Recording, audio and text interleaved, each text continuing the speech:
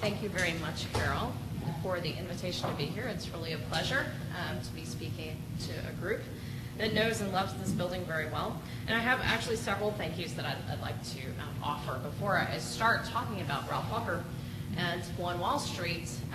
Especially I wanted to thank Ted Hammer and Keith Hanadel of HLW. Without their support for me digging through their corporate archives, I wouldn't have a lot of the material to share with you this evening.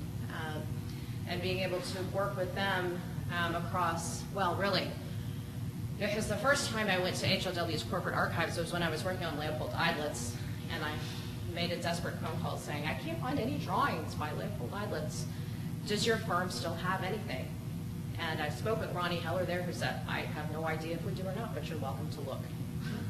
So I went through hundreds of boxes and found absolutely nothing on Leopold Eidlitz, but I did look at all of Ralph Walker's drawings in the process. So that, in the process of working on Leopold Eidlitz, I set myself up very well for working on something else in the longer run. I'd also like to thank Hilly and Louise Dunn, who are here back in the back, who are the daughter and granddaughter of Hildreth Mier, one of the artists whose work we'll see this evening. And they've been really wonderful in sharing information about their mother/grandmother and her work, and it's a real pleasure to have them here. And I'd also like to thank Toby Cornejo, who's been helping a tremendous amount with preparations for the 125th anniversary exhibit of HLW's work that is up tomorrow and Wednesday at the Center for Architecture. So if you have a few extra moments in your schedule on Tuesday or Wednesday, you can pop in and take a look at that exhibit, which explores the work of the firm from 1885 to the present. I think that's all the thank yous I have for now. But I did want to start by saying that really the only shame about this talk is that it's here and not in the banking lobby of One Wall Street itself, which would be the ideal location for having a talk on One Wall Street. But since we can't have that, this is really wonderful. So I'm here to talk about One Wall Street. And what I'd like to do is share some of the research I've been doing on the building as I prepare to write a book on Walker and his firm, and which has turned up a tremendous cache of drawings and photographs that allow a new understanding of how the building was designed to emerge. Daniel Abramson has told the story of Irving Trust in the context of the 1920s building boom on Wall Street very clearly. The next slide. And the exhibit here also makes that context really clear, so I don't really want to spend a tremendous amount of time on that side of the story. And I'm showing you here a clipping from Walker's own scrapbook, in which he assiduously cut out news mentions of his own buildings, which shows One Wall Street in the context of this Wall Street building boom.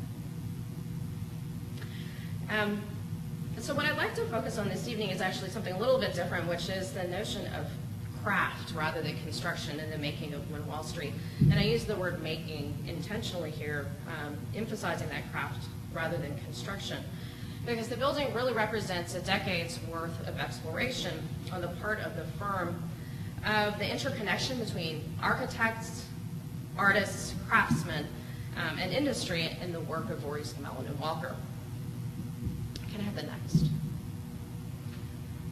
So the Irving Trust was the final in a series of skyscrapers that the firm designed in the 1920s, beginning with the Barclay BC Telephone Building, and then moving on to the Western Union Building, the Salvation Army Building, the Walker Lisbonard Long Lines Building, and the American Telephone and Telegraph Building, and then finally the Irving Trust, which ended the firm's sequence in 1929.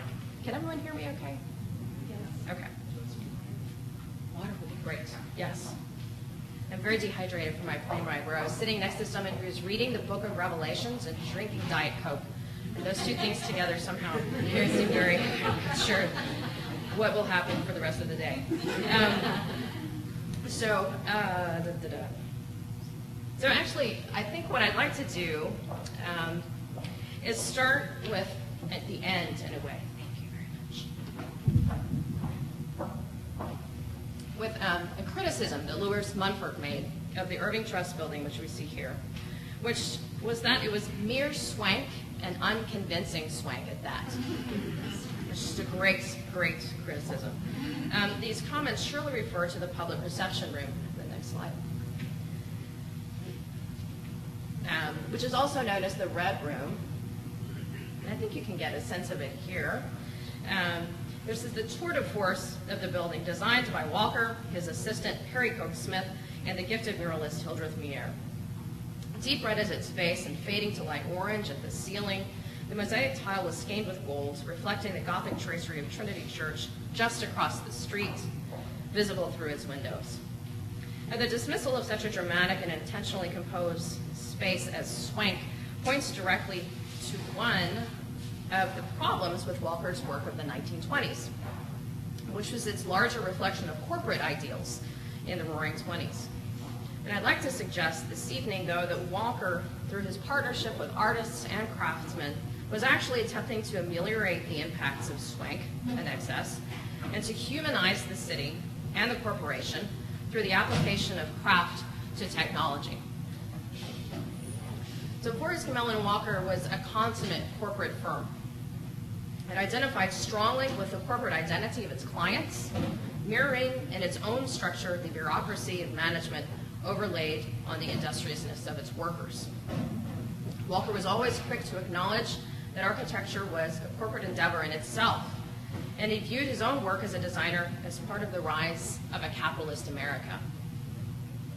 In his best Forbes magazine mode, he believed that architecture was not possible without business, writing that, quote, "It is the spirit of adventure in America's businessmen which has given to our architecture the great contribution of the steel structure and the new forms that are everywhere in evidence. Without their vision and understanding, America would not be leading the world architecturally as it is." You can have the next slide. It was Stephen Voorhees, who's over here at the right, who established this ethos at the firm. A Princeton engineering graduate from the class of 1900, he took care of the business end of things, getting the firm clients and keeping them for decades. He joined Cyrus Eidlitz's firm in 1902 and became partner in 1910 when when the firm became Mackenzie Voorhees Gmelin. Ralph Walker joined the firm in 1919, and Walker's over there on the left, seated. And he became what he described as the man in for the aesthetic side of things, coordinating the firm's design work. This is a later portrait of the firm's partners from 1955, but is particularly apropos as one thing that characterized the firm's work was consistency. Voorhees and Walker's names both remained on the masthead until 1964. P.C. Smith, who is in the center with those magnificent eyebrows, he became partner in 1938, and he barely outlasted them, remaining until 1968. Benjamin Lane Smith, to the left, was partner from 1945 to 1968, and Charles Haynes, who joined the firm in 1932, became partner in 1955 and stayed until the 1970s. I point this out because continuity and consistency was such a core value at the firm that it becomes a bit difficult to understand what happened in the 1920s that allowed a mid-career designer like Walker to do such dramatic and esoteric work. Can I have the next, please? Before Walker's work on the telephone buildings in the early 20s, the firm's work was more prosaic. The Brooklyn Municipal Building in 1924, which we see here, is a competent if somewhat ungainly city beautiful design, remarkable mostly for the controversy surrounding the awarding of the contract to Mackenzie Voorhees Gmelin in the first place. The firm designed a series of telephone buildings throughout New York and New Jersey in either a vernacular or a more or less Beaux-Arts style as the scale of the building demanded. The firm was productive and successful, if not adventurous. We can have the next, please. The prosaic quality of the firm's buildings was transformed under Walker's guidance at the new headquarters for the New York Telephone Company, designed between 1922 and 1926. And this is a very famous view with that tugboat powering through in the foreground. If by 1931, Mumford was disappointed with Walker's designs, in 1926, when this building was completed, he was filled with enthusiasm for the direction that it pointed. In his review, he was inspired by what he called the building's union of art and industry, something that would bring the massive scale of architecture into a humanistic contact with the surrounding city. So McKinsey Worthing Mellon had long worked for the New York Telephone Company from its beginnings in the late 19th century.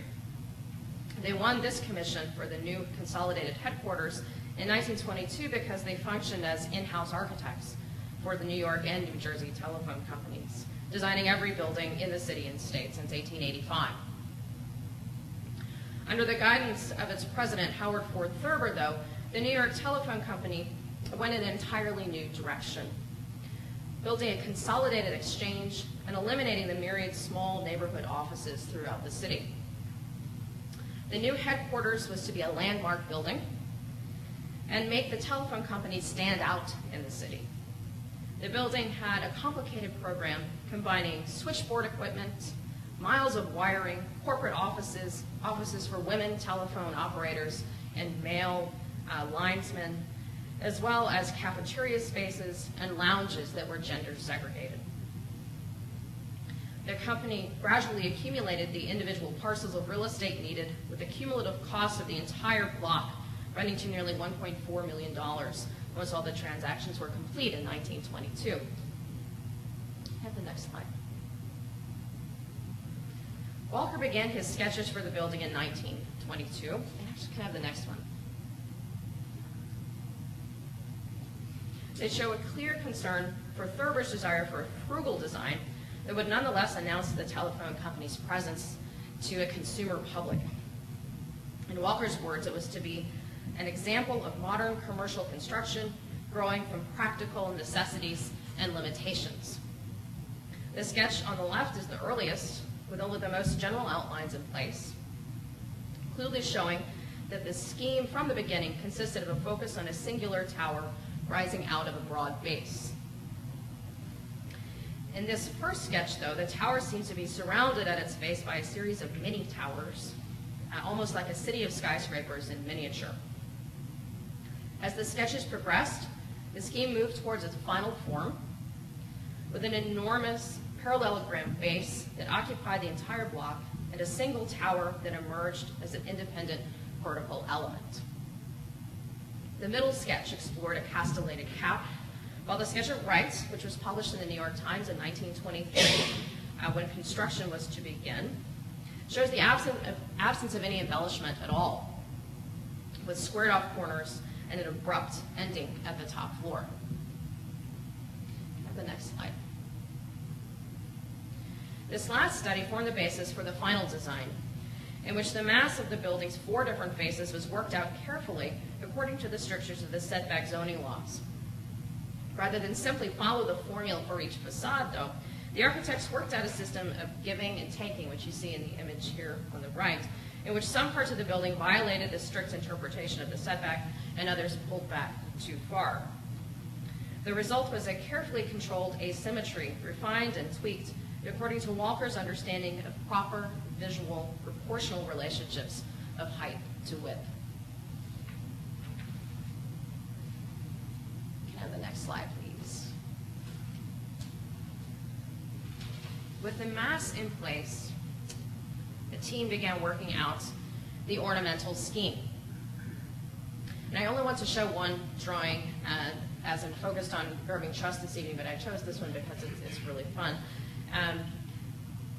They began to focus on the corners and the spandrels of the building, leaving the mass intact. And here in this detail, we can see the head of a ram, which is right here, with its horns curled back around the sides and its snout pointing down the corner of the building. And if I can have the next, please. This is, of course, a little bit different than the elephant that eventually emerged on the corner of the building. And the ram actually seems a little bit more appropriate given Walker's own description of the building as a cliff that had just emerged from the banks of the Hudson River. Somehow the image of a mountain goat climbing on the top is more appropriate than the elephant.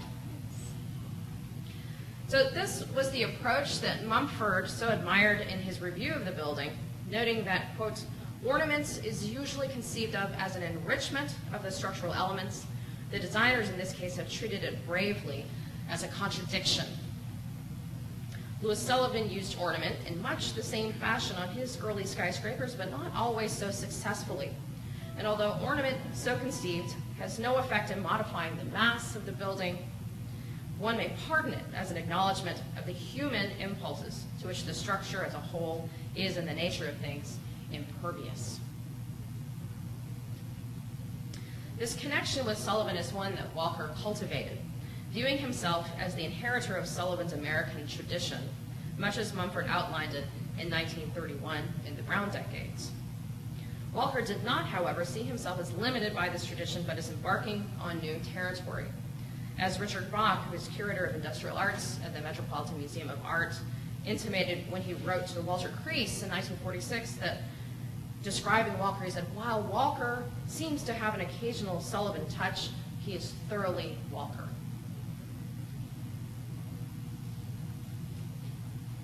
So the Mumford Review of the New York Telephone Building is one that Walker took so seriously that he published it in its entirety in his own book, self-titled Ralph Walker, an ode to himself that he self-published in 1957 upon the occasion of being awarded the AIA Centenary Gold Medal, an award that earned him the title that was created by the New York Times of Architect of the Century.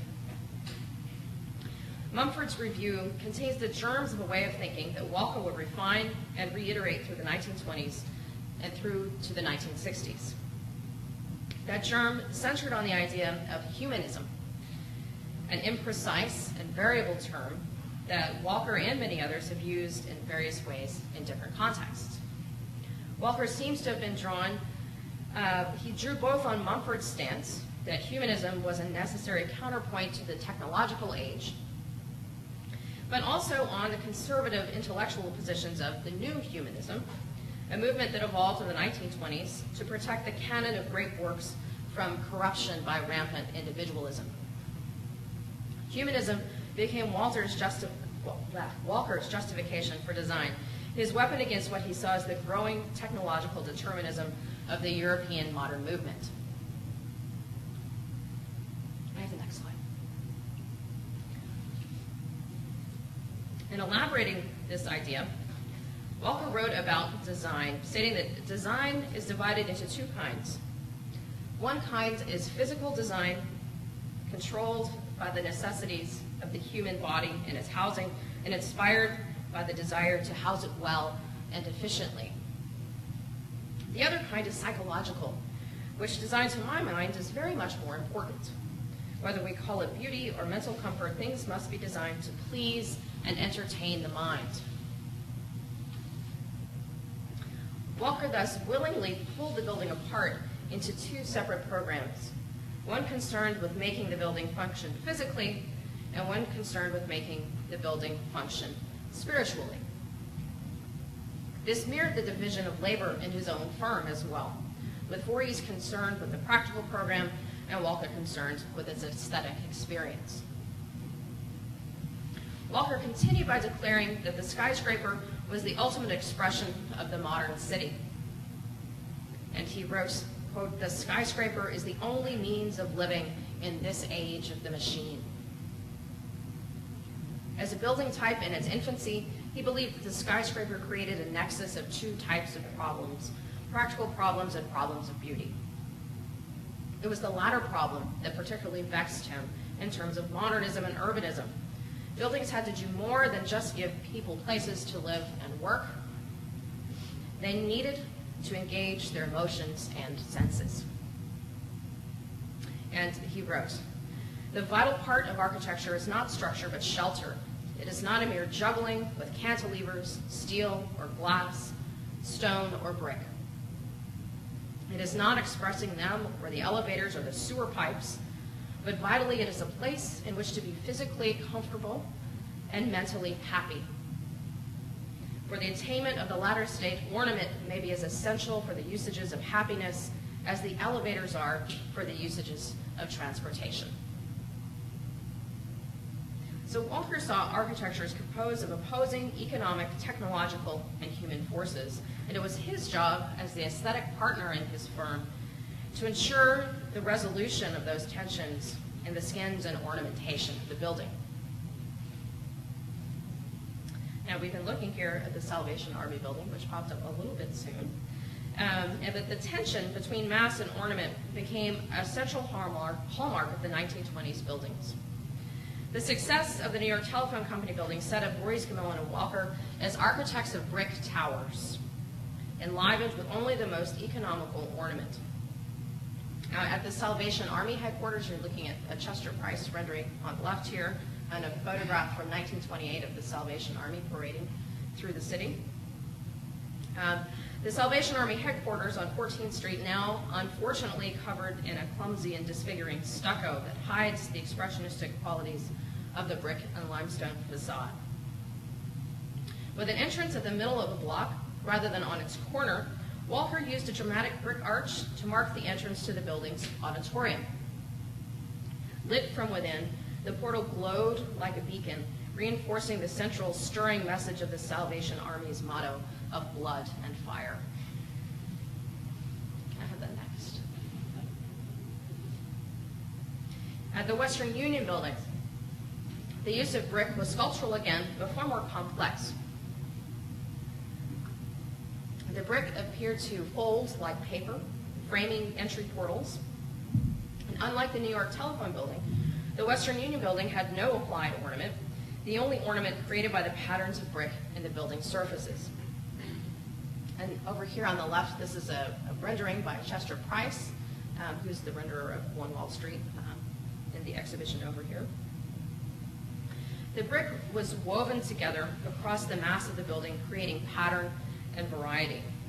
The patterns were further enlivened by the use of dark red brick at the base, rising through a series of intermediary shades to a light pink at the building's upper levels.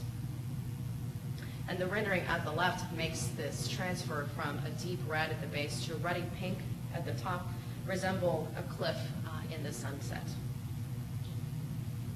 Have the next, please. In both buildings, Walker and his team were designing furniture, fixtures, and lighting to meld the entire design into a seamless modern statement. From a simple stone bench, like at the bottom left here, which is for the lobby of the Western Union building, to a sidewalk clock meant to stand outside, from a world ceiling lamp and a fluted sconce for the Salvation Army at the top left, to the brass mailboxes and the lighting fixtures for the Western Union building on the right. Every feature was custom designed and requiring the cooperation of the architect, the draftsman, the model maker, and factory production. Have the next slide.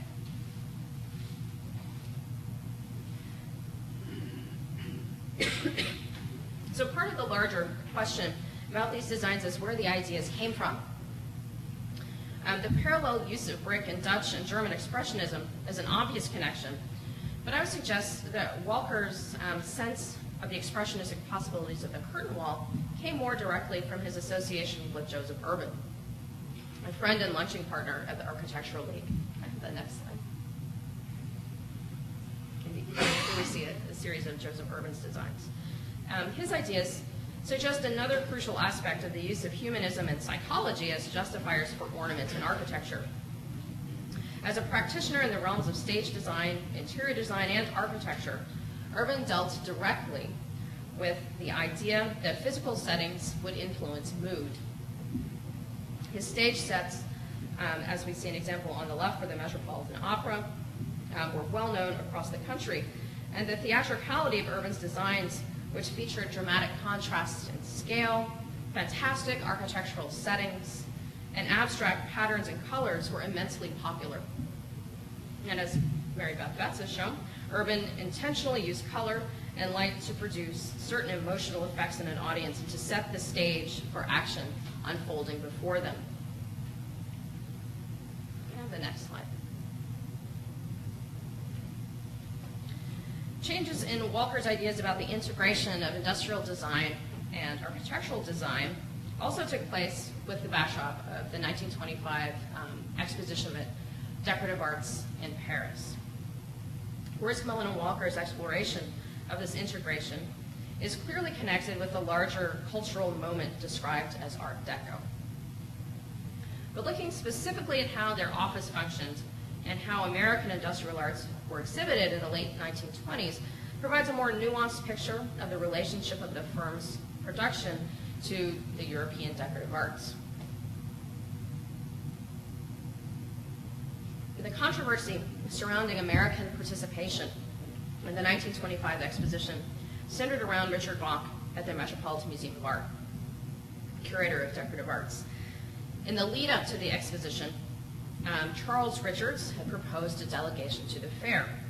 But behind the scenes, Bach conducted his own survey of American decorative arts firms, concluding first that there was absolutely no interest on the part of American industry in participating in the exposition, and second, that American firms were too focused on producing reproductions of Chippendale and colonial motifs to bother with the more modernistic designs that were being shown in Paris. Bach therefore personally sabotaged efforts to include more progressive and individual designers by insisting that industrial scale production was necessary for exhibitors to be worthy of inclusion. Have the next slide. So in the wake of the post-fair dissatisfaction with American decorative arts, Bach arranged for a new curatorial policy for the Met's own industrial arts exhibit.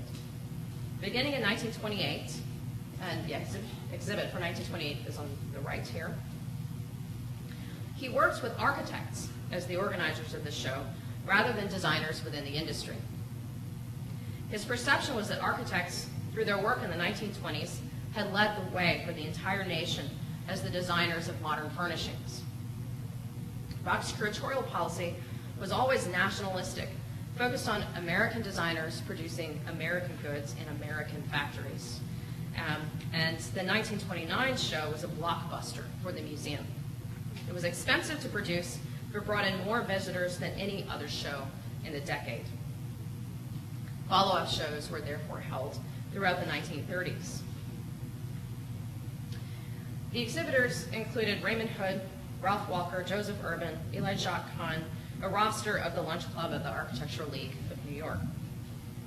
Frank Lloyd Wright, despite being considered by the curators and other exhibitors as the prime figure in architecture and the connection to decorative arts, was considered too difficult to work with, and so was not invited.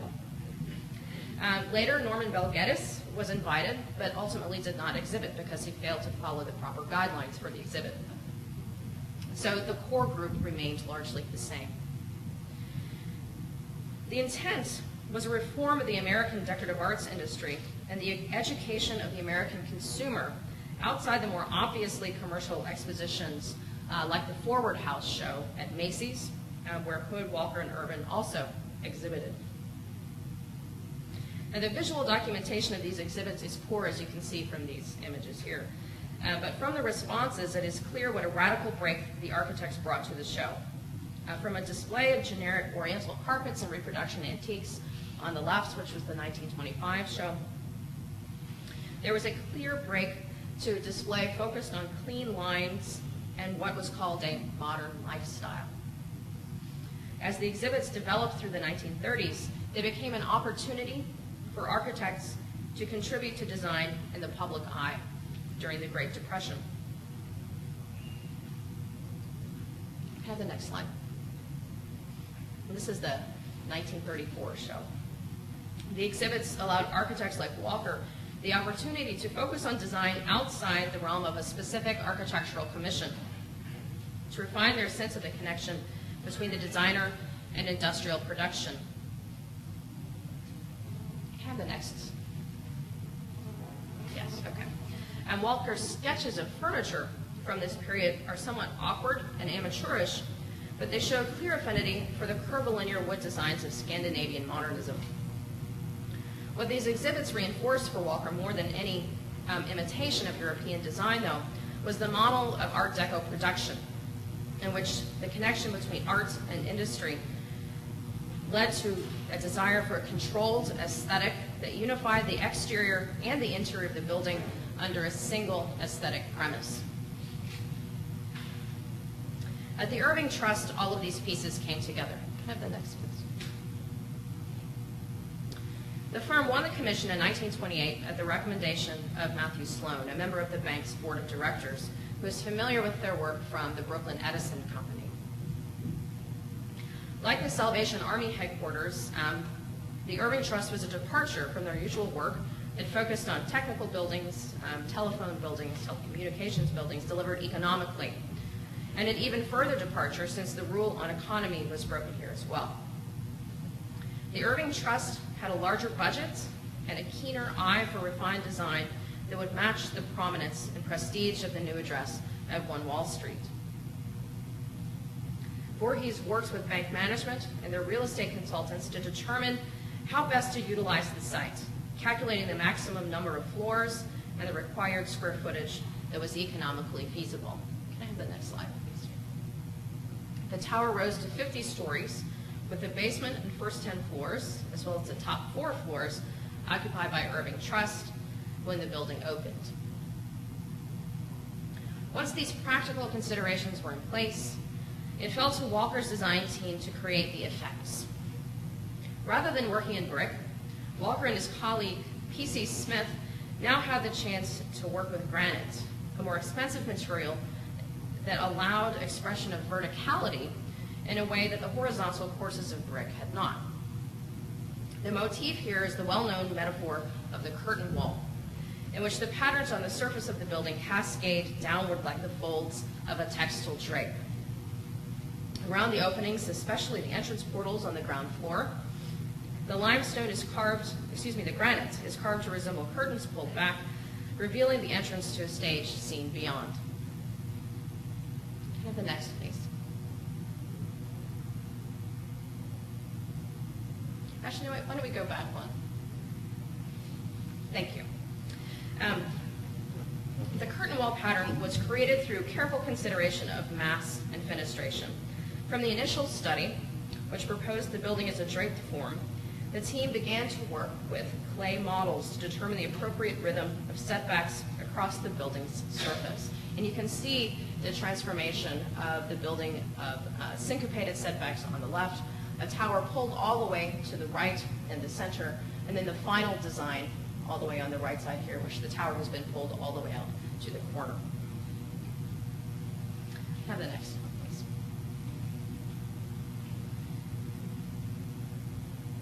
So Walker described the syncopation of the rhythm on the surface of the building as being akin to music.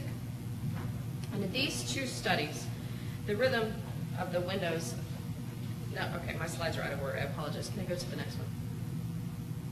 There we go. In these 2 studies, the rhythm of the windows is slower on the left and more brisk on the right, as the numbers of windows in the tower are multiplied in its corner bays. And that the main place that you can see this is in the vertical tower to the top. On the left and right-hand bays, we have 2 windows in the right-hand side and a single in the left. It creates a very different kind of visual rhythm on the facade.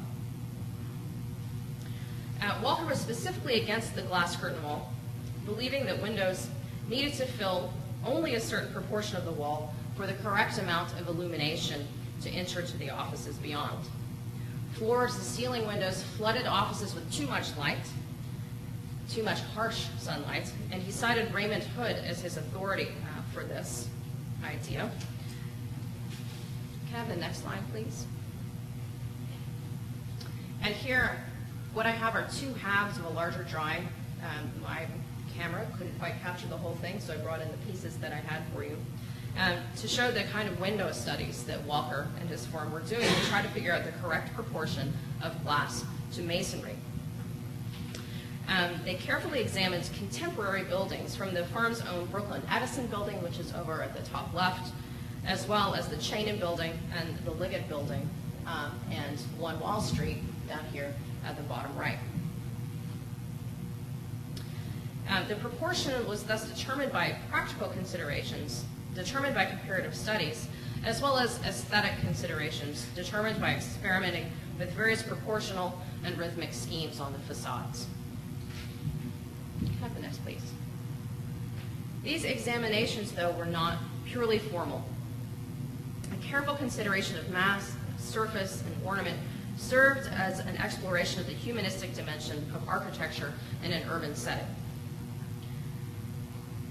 Walker, writing further about the skyscraper and the dense urban fabric of New York, had different obligations in terms of its psychological dimension than as simply an isolated tall building. Rather than provide only a satisfying composition of mass to be viewed from a distance on the ground, the tops of New York skyscrapers were actually visible to the hundreds of people in surrounding tall buildings. New York skyscrapers had a different audience, one that Walker wrote that he and P.C. Smith, quote, "They figured out roughly that the building we are doing at 1 Wall Street would in 1 year have 200,000 people looking at it from all sides, from adjacent buildings, from the streets, from people coming in on business, from tenants, and so forth. This is equivalent to the population of a first-class city. The people who are looking out of the windows of tall buildings should have something to interest them." The form of the curtain wall therefore had obligations to the humanistic dimension of the city. Vertical fluting and rhythmic syncopation had to be accompanied by surface ornamentation to provide that psychological element that people craved. Have the next line, please. Let me go back. There we go. The designers experimented with a number of motifs for enlivening the surface of the polished granite. Ornament was concentrated within the central fold of the fluting at the center points of the window spandrels and the tympana over the doors. Early experiments, which we see here, were literal in suggesting vegetal forms, these two resembling sweet peas or honeysuckle. Can I have the next one? The one on the right, which looks to me like an artichoke, and the one on the left, which moves to a slightly more crystalline form. Have the next, please. And perhaps remembering his own admonition that the ornament was too pronounced on the New York Telephone Company building, Walker also focused the design teams on more abstract designs, as we see emerging here. Some hard-edged and crystalline and others more sinuous. Can I have the next? The final design was more sinuous, in keeping with the suggestion of the metaphorical conception of curtain walls and textiles, and the model here on the left and the building on the right. One of the key points here is that this design process depended on collaboration with sculptors. Walker's office produced drawings in 2 dimensions that were delivered to the firm of de Cesare and Stifter, architectural sculptors. These models were produced by men who specialized in the 3-dimensional realization of form, translating the weight lines of drawings into incisions of varying depth and width. John de Cesare founded the firm and had worked with Walker on the limestone sculpture panels of the Barclay Vesey building. Here at the Irving Trust, the work was flatter, more linear, and the sculptors delivered an interpretation of the drawings that emphasized the cleanness of the edges. Have the next, please. Walker also worked with architectural sculptors on full-scale models to understand the proportion of the building's entry portals and how the building would be put together. And this particular photograph dramatically resembles studies for stage sets with human figures set in the darkness under a proscenium.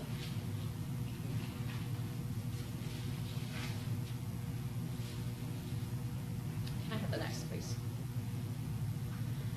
This work in full-scale models also applied to the panels to be hung from the building's steel frame. Construction photographs show full-scale panels of the granite modules hung from the frame of the Walker-Lispinard building. I think you see this at the top center here on the right. A building that was under construction several blocks away. Certainly the goal in hanging this module was to test the standardization of the building frame and the cladding, but I'll also suggest that there was a desire to see the fully ornamented module from the ground and begin to understand how its draped effects would appear to a distant eye. A similar process had been used, can I have the next, please, to view the various panels for the Western Union building. Here we see 3 different colorations of brick hung on the steel frame. again, for both practical and aesthetic purposes. Walker understood the building as an economic, a technological, and a human product, and the firm's approach attempted to reconcile those dimensions. Can I have the next, please? The metaphor of a curtain wall continued to the building's interior. Architecture critic Eugene Klutz described the design strategy for One Wall Street in a very interesting passage that I want to share with you. He wrote, "It was recognized from the outset that a room in a modern steel frame building is only a cage set within the frame of the building and finished with a lining that has no more structural significance than the lining of my lady's work basket. Such a room is not a box with a lid, as the old rooms were. The ceiling may well be regarded as a canopy, and the walls as curtains." So Walker, in the interior spaces, sought a specifically non-structural treatment, dematerializing the surfaces with a variety of strategies. So the tenants' hallway, which we're looking at here, which drew employees in through the Broadway entrance, right here on the right, into the elevator lobby, was the result of a collaboration with the painter Carmen Nicolaus and the muralist Hildreth Mier. The walls of the hall were black and white marble, surmounted by a mural in silver leaf on a black ground. This was a space both dark and gleaming at the same time, and that capitalized on this idea of the ceiling as a canopy. And can I have the next, please? The initial study for the mural emphasizes movement using futurist lines of force and repeated stuttering outlines showing bodies in motion. Mier's final design, which is executed at the bottom left and in a detail on the bottom right, clarified some of the figure profiles, translating the drawing into what must have been one of the most dramatic employee entrances of the 1920s. The mural goes by several names, including the only reason for wealth is the attainment of beauty, which is my favorite. And by looking at the initial sketch, you can begin to interpret the repetition of circles as coins and the arching bodies as metaphors for labor. This is the ultimate in propaganda in support of corporate aggrandizement, focused not just on corporate identity, but on the idea of money itself. The accumulation of wealth is seen as the only means for creating such a transcendent art and architecture, setting the tone for the appreciation of the interior spaces beyond. Have the next, please. The public entrance to the Irving Trust banking facilities came from a separate entrance on Wall Street, and that's over here on this side. Most banks, of course, still adhere to the tradition of Beaux-Arts classicism and its projection of power and stability. The Irving Trust, though, specifically sought out women as clients in an effort to expand their business, and the design of the Red Room was part of that effort. In the reception hall, the idea of a tapestry composed of glass mosaic drove the design and the model of what Klutz described as a rich, free-hanging fabric. Can I have the next, please? The mosaic was created, like the exterior ornament, through a collaborative process. P.C. Smith drew detailed projections of the fragmented linear pattern, which we see at the top. Those patterns were then blown up to half scale, and Hildreth Mier painted directly onto those blown up photostats. Her painting is loose and gestural and shows the fade from deep red to orange and the contrast of black lines defining tracery and gold lines dissolving it. Can I have the next, please?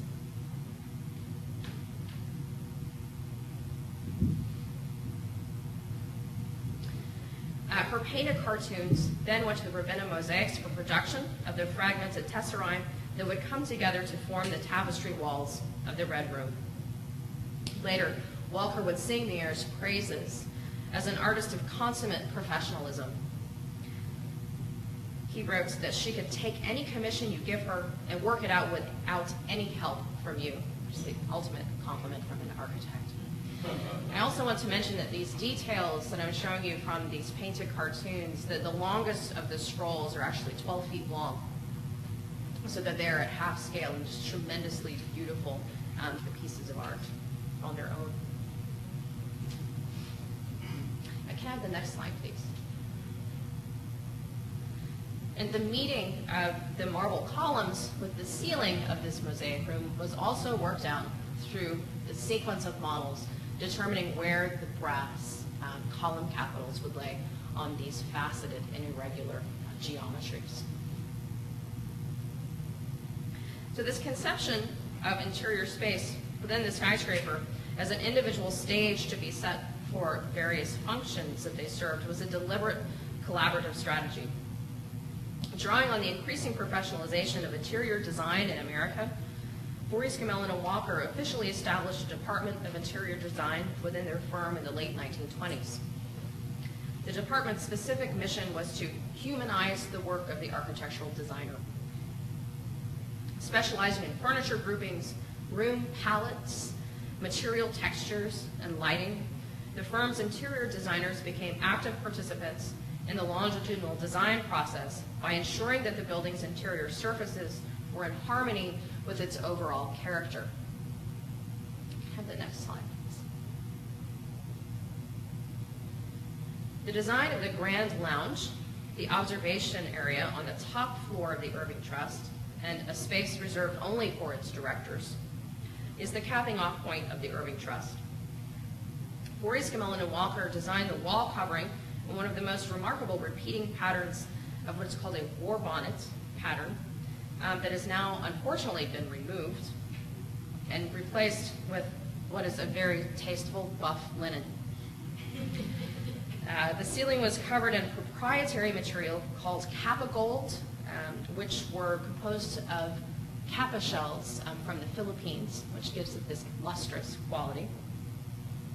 And the drape of the curtain walls continued in the statuesque folds of the draperies surrounding the windows facing east and west, tracking the rising and setting of the sun on the directors of the Irving Trust. Have the next slide, please. So the firm designed the seating arrangements with conversational groupings scattered informally around the room. The furniture was eclectic, representing a range of moderately progressive designs, mixing chrome, glass, and wood. Have the next. This photograph is very interesting because it shows half of the room stage and the furniture on the right pushed to the side as the designers try to work out these conversational groupings and proportions.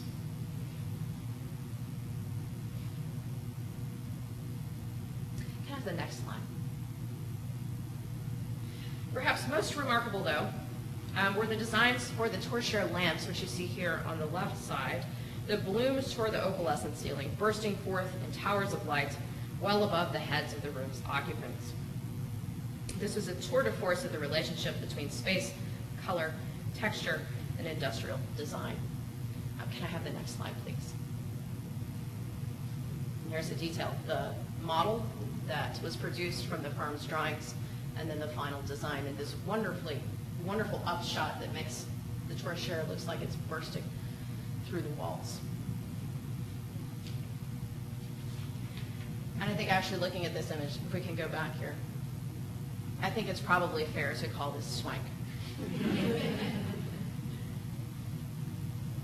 So I think one of the key questions about Walker is what happened after the end of the 1920s. He designed a handful of pavilions for the World's Fairs in the 1930s, especially for Bell Telephone and AT&T, and he continued to work on exhibits. And now I can have the next.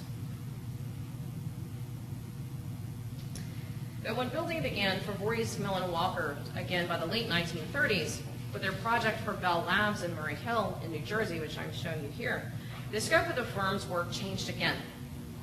And it's very hard to imagine the designer of the riotously patterned Irving Trust interiors turning happily to the design of laboratory modules.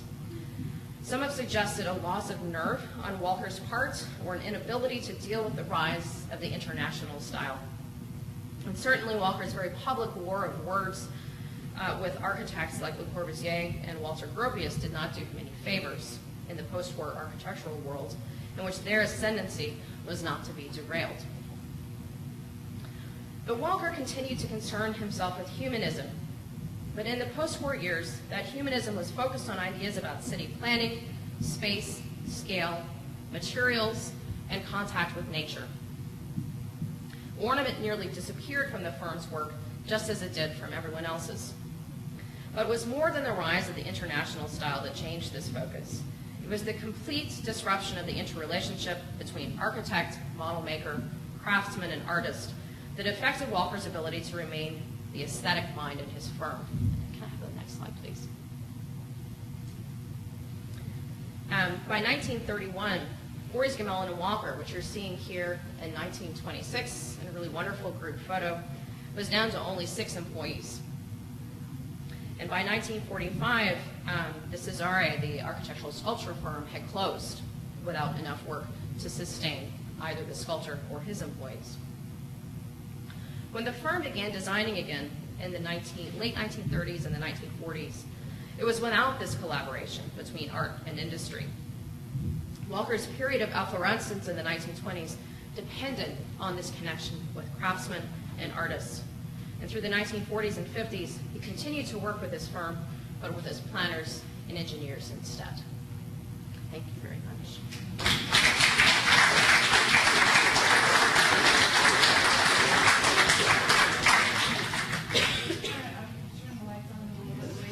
I'm sure the One Wall Street fan club here probably has some questions for you. So are there any questions from the audience? Is the director's room still as a director's room, and has that been changed? It is a director's room. It still has the ceiling. The color scheme is very, very, very subdued. Everything is cream.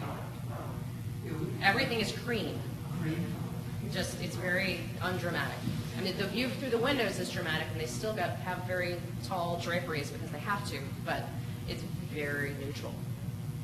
There are no war bonnets or blossoms or anything like that. And I know the grand room in the lobby is unavailable to the public and it's still there. What about the mural that you talked about over the employees?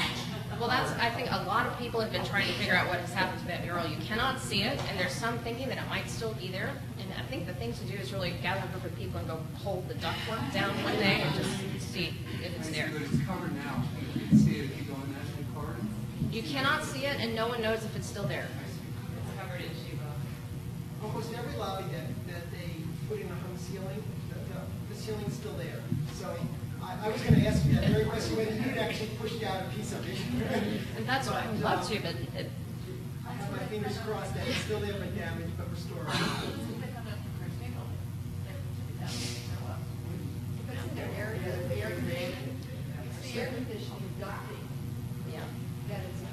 Yeah, so the duct would damage the ceiling, but it's easy to put the duct up and it would actually without the murals stick them on. For the most part, they just open up some people and they plan on doing extra work. There was a chairman, one of the chairmen said, one. Yeah. You said the banquet hall was designed, or maybe more broadly was designed with women in mind. What was the evidence for that? they talked about it. There's a little essay in which it's written that they were designing to try to draw in women customers, as well as their usual customers. The architects or The bank. The head bank? The bank. And so the drama of the room was acceptable because it was more like Hollywood. So obviously women would like this more dramatic kind of interior space. So it came from the client. Mhm. And agenda. And this was their interpretation of what that might mean, something more sensual and more dramatic. So when you look at the old photographs of that room, it's very sparsely furnished. And in fact, when I was first in it, when Irving still owned it, it was still sparsely furnished. So when you came in, did you sit at a desk and announce your arrival and then get sent to another place to do your money transactions? Or did you sit there and wait and somebody went off? That was the original plan was for that room to be a reception room, and you didn't stop, you didn't do your business there. That's where you came in, and then you went through to the elevators to the other parts of the bank. But there were a lot of complaints along the way, as I'm sure you know, about how difficult the room is to furnish. And the shot that I had, which is a relatively recent shot by Norman McGrath, shows that the furniture looks awful in there. It competes with the walls. And this is something that was a complaint for quite some time, and actually there was a redesign of the room, which made it a rectangle, which fortunately was not implemented. Because the room was simply, it was like a wasted space in terms of the bank's point of view by the time that came around in the, I think it was the early 60s, if I remember the date correctly on that drawing. But it was a difficult space, if all you were supposed to do is move through it. You talked a lot about window spacing and the other aspects of the exterior facade. What about windows themselves? What unique aspects now with that inset window? Was that exterior or was that walkers giving any thoughts on that? The inset window. Or angled inset window? Oh, that was, yes, it was specifically to emphasize the idea of faceting on the facade. So that you, Walker, or was that also of that time period? that was a Walker thing in those buildings. Yes. I'm curious, you described the exterior wall as a curtain wall and it's almost insulating drapery. And I was wondering if you were aware or you knew whether or not Frank Gehry used that as this building as inspiration in his weekend building because it's also, vertical poles. Far be it from me to read Frank Gehry's mind. I think there are probably lots and lots and lots of examples of curtains and waving and all kinds of things in buildings that I would love to say the Irving Trust is the source for that, but I think he's mentioned two sources that are drapery. One is the Statue of Liberty's drapery, and the other I've read is the drapery of Bernini's portraiture, which I think is a perfect fit, except for the metal quality of it.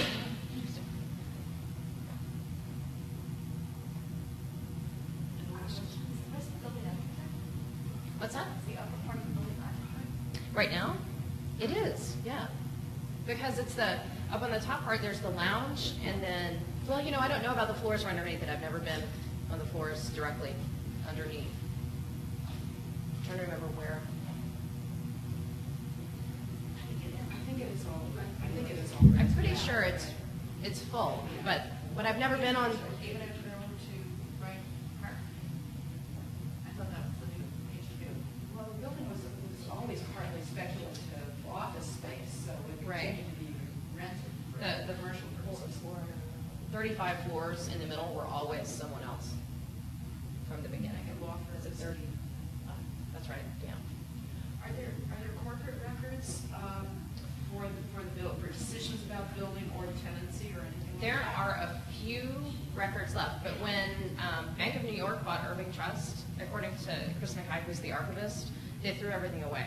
And what was left was what she was able to kind of pluck a few things. And so there is a series of lists of contractors for certain, but I think it's like the first half of the alphabet, right? Yeah, it's like spec book 1 is Right. there, and spec book 2 is missing, or the other way around. But literally what she had is what you could take home in a suitcase.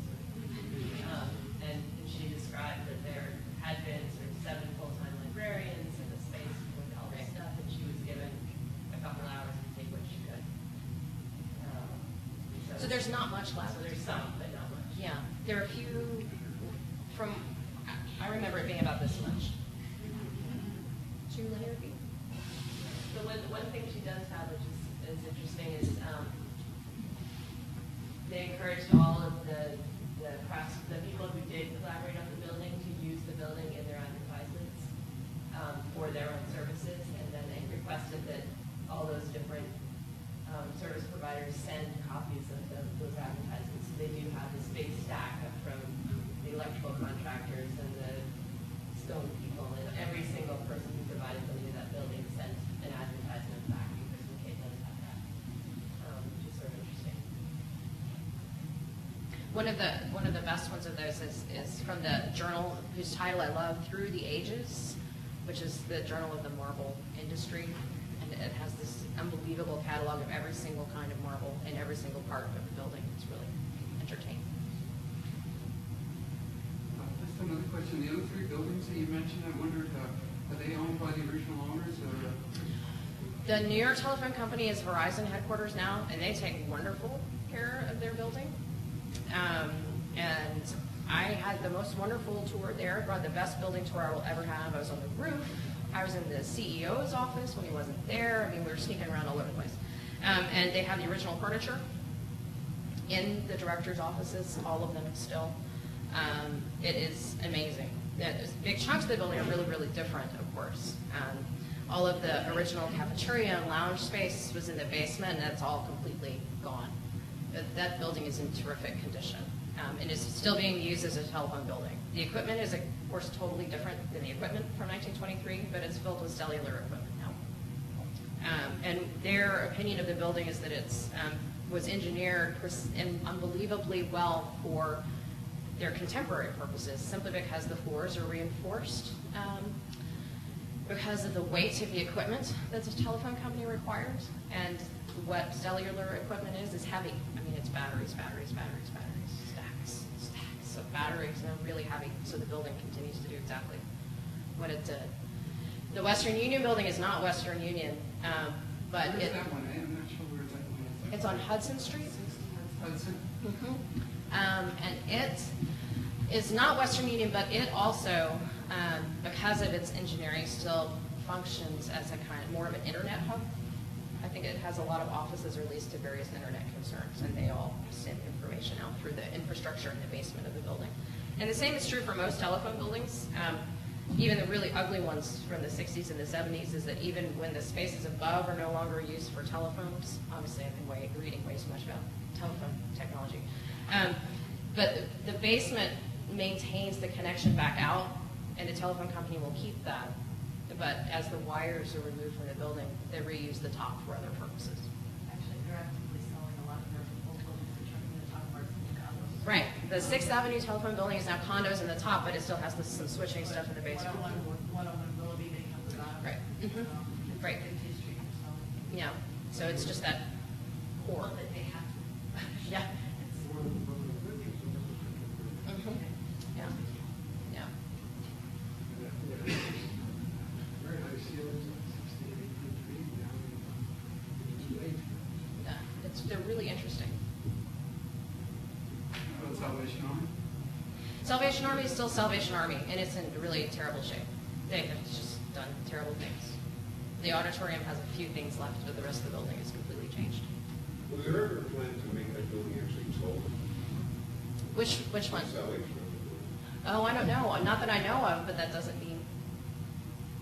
I have not come across that. There were reporting on the news about one Wall Street potentially going residential. Have you heard? Oh, no, I know nothing.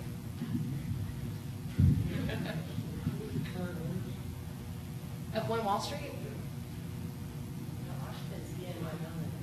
Right, they're still there. I think it's still Bank of New York, right? They haven't sold it. Banking of Mellon. Right, They've added Mellon. yeah. It's still Bank of New York, because HLW did the addition to expand it, and it's still Bank